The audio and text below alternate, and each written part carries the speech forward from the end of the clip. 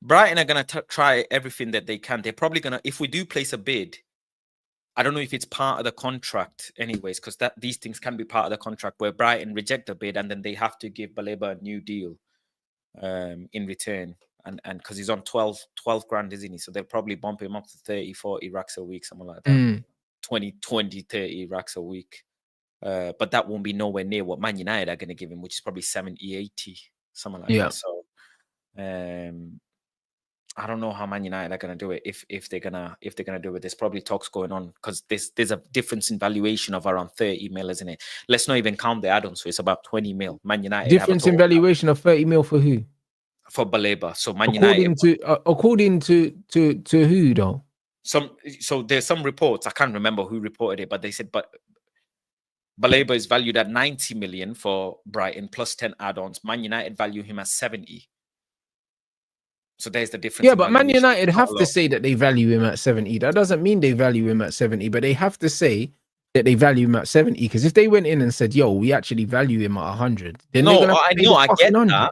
No, I get that, but I'm saying is how much are Brighton gonna be willing to drop their asking price? That's really what it comes down to. Brighton, at the end of the day, Brighton do not have to let the player go at all. They don't have to. They can just hold him hostage, like Newcastle are holding Isak hostage.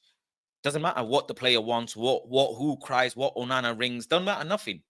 Brighton don't want to let him go. They're not going to let him go. Simple. Unless but they haven't said that they don't want to let him go though. They haven't. No, they haven't. Brighton have never said. I don't think Brighton have ever said that about any player that they don't want to let him. Precisely because every player's got a price. Everybody in Brighton is up for sale, if I'm not mistaken. Everybody's up for sale.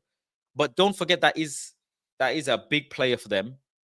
But it's a big money for them. And they are it's a big player for them. And also they understand that their model is to bring in players and the players will eventually move on. So because of that, if they genuinely they value him at 104 million and that's how much they're willing to accept, then we paid 104 million.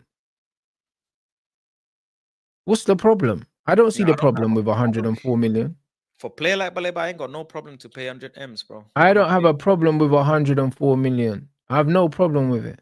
Like, you pay that shit in installments, and it's 104 million in totality, including add-ons. I don't have a problem with 104 million because I know that Rice went for more than that, and Rice ain't better than him.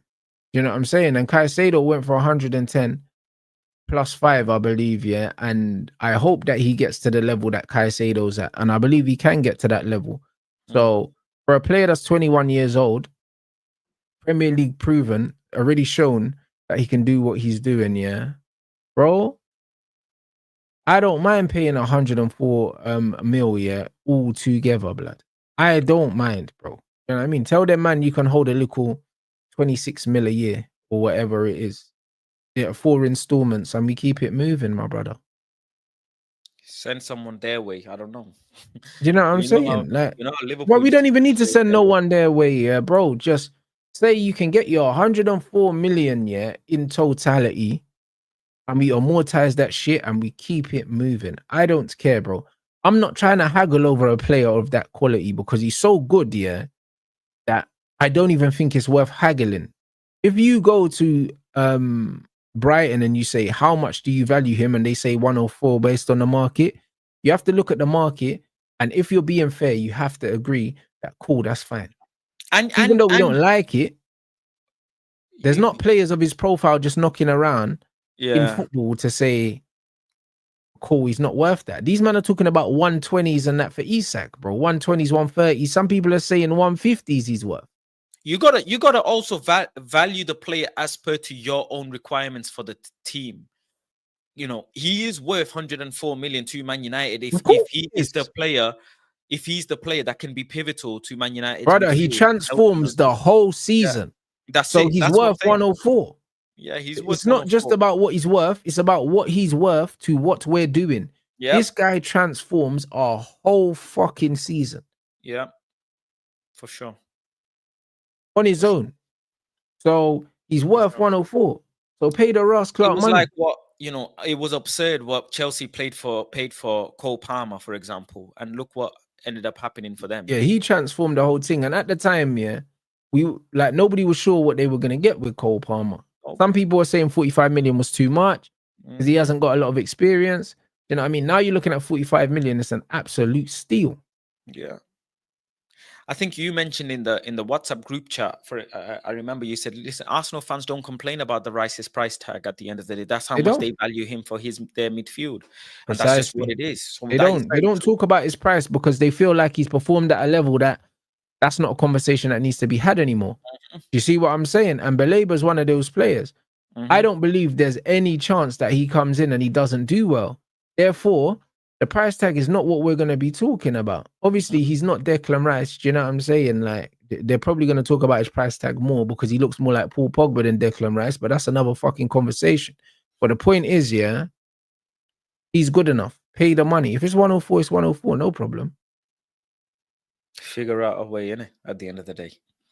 Yeah. And I think getting rid of some of the earners as well would help. I won't be surprised if we get a mad situation towards the end of the window where a player that we didn't expect leaving just goes. I would not be surprised at all. Someone of a higher earner ends up leaving randomly out of the blue. Totally out of the blue. Because obviously the wage bill helps massively as well, doesn't it? The wage bill has helped massively.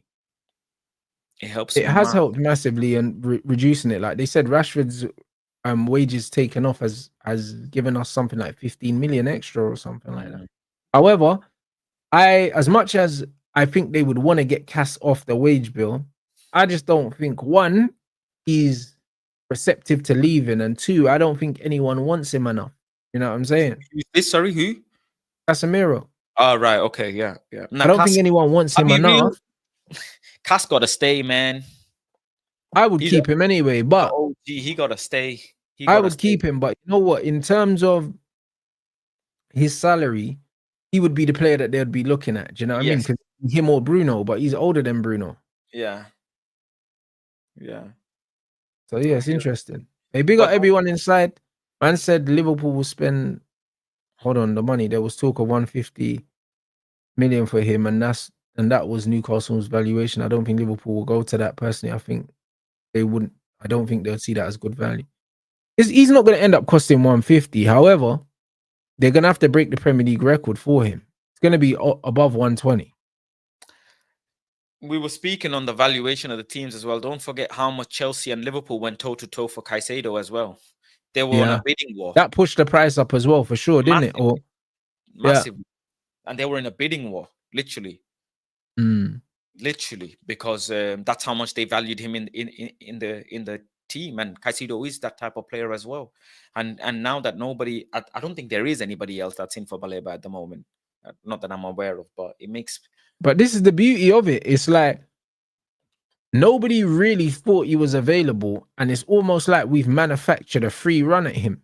Do you know what I mean? We were saying, Man United need to be, when player like Isak becomes available, you make it happen. But I am actually happier if we actually get Baleba, because we've got our forward and we've got our midfielder for the same price or similar-ish price without breaking the bank on one particular player. Both players are adding to the team and both players complement the team. So why get one when you can get two? I get Isak is a world-class striker and he's the best of the best that money can buy. But there will, I'm telling you, there will be another Isak in a year or two. But even this thing here about Yohan Visa, I think Yohan Visa is better value for money. You can get a Visa for 40 mil or 45 mil, or you can pay 120, 130 for Isak, bro. Like Isak ain't fucking 3 times the player that Yohan Visa the thing is, Rants, Liverpool are at a stage where they can afford branded footwells for their car. They are at that position. You can buy your footwells from Amazon and eBay, and they do the same job. I hear it. But Liverpool are in a place where they can afford the polish after the car wash, and that's what they want to do, because they have the engine and the vehicle of pristine quality after winning the league last season. They've kept Van Dijk, they've kept Salah, and they want to deliver to probably the promises that they made to these two as well. That look, we wanna really go back to back, and it's not just a one season wonder where City were falling off. We want to do it again and again, and that's why we want to get the players that we're getting in, Wirtz and this, that, the other, and Frimpong. And that's what they want to do. They're in that position. Do you know what I'm saying? City were in that position when they were spending willy-nilly on keepers and this, that, the player. They were spending anyhow. Marmoush they got, Doku they got. They just spent on they spent on Grealish like it's nothing. Do you know what I'm saying? Those teams are at that position, so they can do that. I'm sure we will get in that position if we were top 3, top 4 consistently. We have done that in the past, anyways, haven't we? We spent willy-nilly money anyhow. We've bought designer stuff, but right now we're not doing that. We're still getting good players though.